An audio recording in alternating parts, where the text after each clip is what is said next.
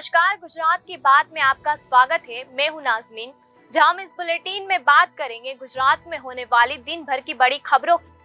अहमदाबाद के कपल को पाकिस्तानी एजेंट ने बंधक बनाकर मांगी फिरौती की। सूरत की दिल दहला देने वाली घटना की।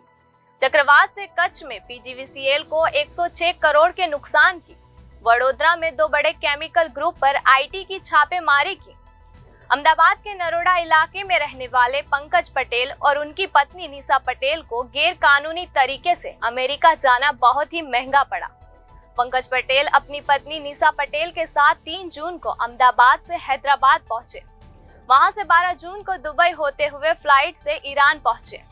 ईरान में उतरने के बाद दंपति का कोई पता नहीं चला। उसके बाद पंकज पटेल के अहमदाबाद स्थित परिवार के पास अचानक एक वीडियो संदेश आया, जिसमें गुजरात के इस कपल को ईरान में एक पाकिस्तानी एजेंट ने बंधक बना लिया था। वीडियो में साफ तौर पर देखा जा सकता है कि पाकिस्तानी एजेंट पंकज पटेल की पीठ पर ब्लेड से कई बार वार कर रहा है और पंकज पटेल दर्द से कराते हुए बार बार ये कह रहे हैं कि पैसे दे दो, नहीं तो ये मुझे मार डालेगा। घर वाले वीडियो देखकर घबरा गए और वे सीधे पुलिस थाने पहुंचे। उन्होंने राज्य के गृह मंत्री से भी मदद की गुहार लगाई, जिसके बाद पूरा पुलिस महकमा हरकत में आ गया। बंधक बनाए गए इस युवा जोड़े के परिवार वालों ने कृष्णनगर पुलिस को बताया कि पंकज पटेल और निशा पटेल ने अमेरिका में अपने अवैध प्रवेश को लेकर हैदराबाद स्थित एक एजेंट से सहायता मांगी थी। एजेंट के कहने पर ही दोनों की हवाई टिकट की व्यवस्था की गई थी। उनकी इस योजना में तेहरान और ईरान में उतरना शामिल था, जिसके बाद उन्हें यूरोपीय देश भेजा जाना था। पुलिस के जानकारी में मामला आने के बाद क्राइम ब्रांच और संबंधित एजेंसियां उनकी सुरक्षित वापसी को लेकर लगातार प्रयास कर रही थी। दरअसल पंकज पटेल को अमेरिका जाना था, इसलिए उन्होंने गांधीनगर में शरगासन के एजेंट अभय रावल से संपर्क किया। अभय रावल ने अहमदाबाद के 2 एजेंट से बात की। इन तीनों ने मिलकर यह काम संभाला। वे पंकज पटेल को ईरान या अफगानिस्तान के रास्ते किसी यूरोपीय देश भेजने वाले थे। यह अवैध रूप से अमेरिका में भेजने के लिए एक नई लाइन है। ईरान और अफगानिस्तान दोनों लाइनों पर पाकिस्तान एजेंटों का दबदबा है।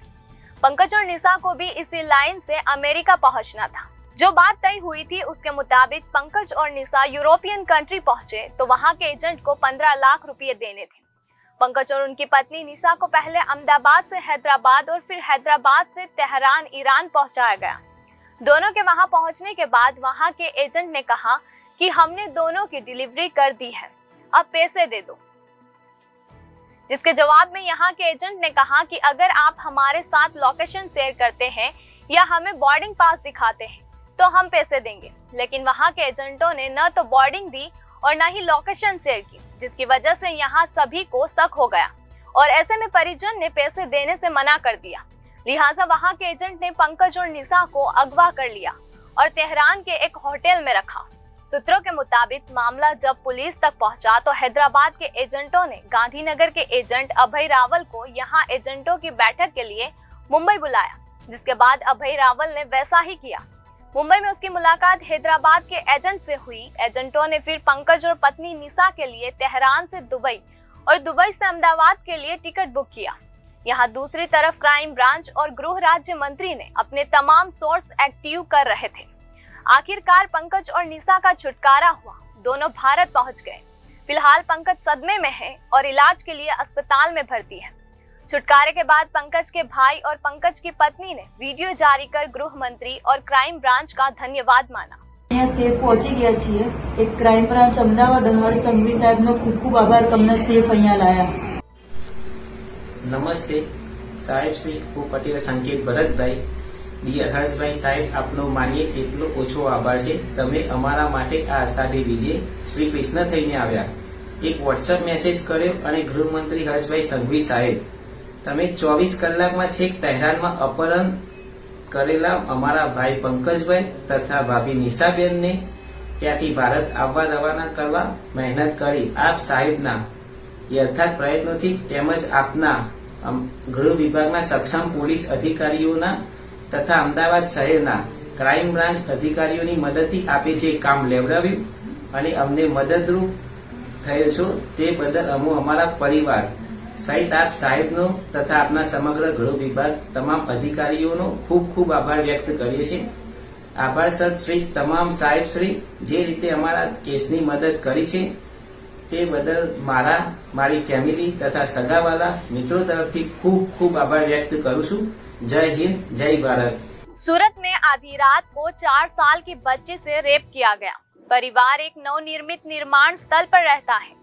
रात को एक अज्ञात व्यक्ति आया और बच्ची के साथ दुष्कर्म किया. रात करीब 2 बजे बच्ची के रोने की आवाज सुनकर परिवार जाग गया और बेटी को खून से लथपथ देखकर परिजन सदमे में आ गए. हालांकि बाद में बच्ची को तुरंत सिविल अस्पताल में शिफ्ट किया गया. हाल बच्ची की हालत गंभीर होने से परिजन भी चिंतित है. डॉक्टर के मुताबिक बच्ची के प्राइवेट पार्ट और मुंह पर काफी चोट है. बच्ची के ऑपरेशन थिएटर में सर्जरी की जा रही है और उसे आईसीयू में भर्ती किया गया. हालांकि बच्ची अभी बेहोश है. सूरत सिविल अस्पताल में नराधम के दुष्कर्म पीड़ित बच्ची की हालत बेहद गंभीर है.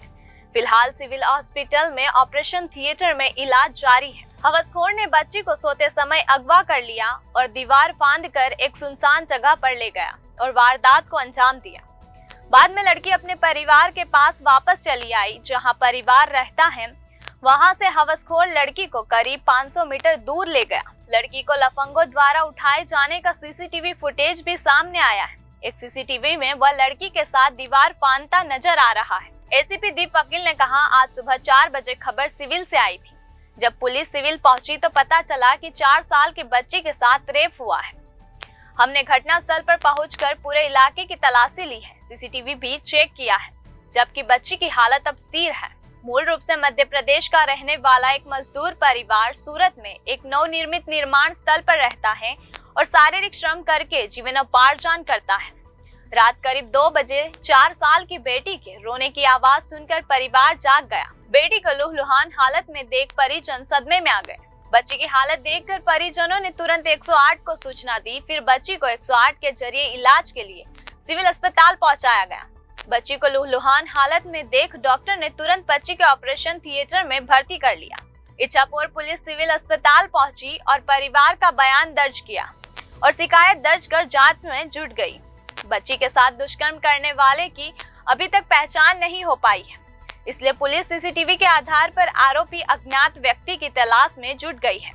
बच्ची की हालत गंभीर होने से परिजन भी चिंतित है. पीजीवीसीएल को बिपरजॉय चक्रवात में 106 करोड़ का नुकसान हुआ है. कच्छ में जहां चक्रवात ने सबसे ज्यादा तबाही मचाई, आज दिन तक केवल 19 करोड़ की क्षति बताई गई और जामनगर द्वारका में उससे 3 गुना अधिक 57 करोड़ की क्षति हुई है. बता दें कि पीजीवीसीएल के आला अधिकारी अभी भी प्रभावित इलाकों में बिजली आपूर्ति बहाल करने के लिए युद्ध स्तर पर काम कर रहे हैं. गुजरात के सौराष्ट्र कच्छ क्षेत्र में आए तूफान के 6 दिन बाद भी सौराष्ट्र कच्छ के करीब 150 गांव में बिजली आपूर्ति बहाल नहीं हो सकी है. इसमें द्वारका के 30, भुज के 80 और अंजार के 50 गांव शामिल है. पीजीवीसीएल सहित अन्य कंपनियों के इंजीनियरों ने 451 बिजली ट्रांसफार्मर की मरम्मत कर ग्रामीण क्षेत्र में बिजली आपूर्ति चालू करा दी है. राजकोट शहर में 19 लाख, राजकोट ग्रामीण में 3 करोड़, मोरबी में 5 करोड़, पोरबंदर में 8 करोड़, जूनागढ़ में 4 करोड़, भावनगर में 1.5 करोड़, बोटाद में 99 लाख, सुरेंद्रनगर में 1.5 करोड़, अंजार में 12 करोड़, भुज में 6 करोड़ और अमरेली में 2.5 करोड़ सहित कुल 106 करोड़ का नुकसान हुआ है. बता दें कि द्वारका और कच्छ के कुछ इलाकों में अब भी पानी भरा हुआ है, जिससे मरम्मत का काम बाधित हो रहा है. इसलिए भुज के 9, अंजार के 37 औद्योगिक स्टेटमेंट में बिजली आपूर्ति बाधित हो गई है. इसके अलावा द्वारका में 7 ज्योति ग्राम फीडर, भुज में 28 फीडर और अंजार में एक समेत 1261 फीडर बंद है. पीजीवीसीएल के शीर्ष अधिकारी बिजली आपूर्ति बहाल करने के लिए काम कर रहे हैं. वडोदरा में आयकर विभाग ने आज सुबह से 2 केमिकल कंपनियों, दफ्तरों और निदेशकों के आवास समेत 7 जगहों पर छापेमारी की. आयकर विभाग की एक साथ 7 जगहों पर छापेमारी से टैक्स चोरी करने वाले कारोबारियों में हड़कंप मच गया है. आयकर विभाग से मिली जानकारी के अनुसार गोरवा के पास स्थित केमिकल कंपनी के कार्यालय, गोत्री हरिनगर पानी की टंकी, गोरवा बीआईडीसी, पनोली जीआईडीसी और नंदेसरी में स्थित केमिकल उत्पादन इकाइयों के अलावा कंपनियों के निदेशकों के आवास भी शामिल है. टैक्स डिपार्टमेंट ने 7 जगहों पर बड़े पैमाने पर छापेमारी की। सौभाग्य से इन दोनों कंपनियों के प्रकाश और कच्च केमिकल कंपनी होने की चर्चा हो रही है। हालांकि आयकर विभाग की ओर से कोई आधिकारिक जानकारी नहीं दी गई है। आयकर विभाग ने स्थानीय पुलिस की मदद से सुबह से ही छापेमारी की है। आयकर विभाग ने कुछ आपत्तिजनक दस्तावेज जब्त कर लिए हैं और जांच कर रही है। साथ ही बैंक खातों की जांच भी शुरू हो गई है।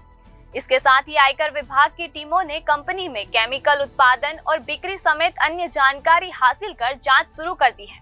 सूत्रों के मुताबिक आयकर विभाग ने आयकर दाताओं का कंप्यूटर डेटा जब्त कर लिया और बैंक लॉकर सील कर दिया है। साथ ही निदेशकों के ठिकानों पर की गई छापेमारी में परिवार के सदस्यों के बैंक खातों की भी जांच की जा रही है। इसके अलावा पता चला है कि निदेशकों के घरों में नकदी और आभूषणों की भी तलाशी ली जा रही है। वडोदरा में आज 2 केमिकल कंपनियों के उत्पादन स्थलों, दफ्तरों और निदेशकों के आवास समेत 7 जगहों पर छापेमारी की गई। छापेमारी के दौरान करोड़ों रुपए की बेहिसाबी काली कमाई मिलने की संभावना जताई जा रही है। छापेमारी के दौरान कार्यालय कर्मियों को कार्यालय से बाहर भेज दिया गया। बताया जा रहा है कि छापेमारी अभियान के दौरान कर्मचारियों को घंटों कार्यालय के बाहर बैठने के लिए मजबूर होना पड़ा। कार्यालय का मुख्य गेट भी पुलिस ने बंद कर दिया। इसके चलते कार्यालय परिसर के बाहर या अंदर प्रवेश बंद कर दिया गया। तो ये थी गुजरात की दिन भर की बड़ी खबरें। खबरों में बने रहने के लिए देखते रहिए जनादेश।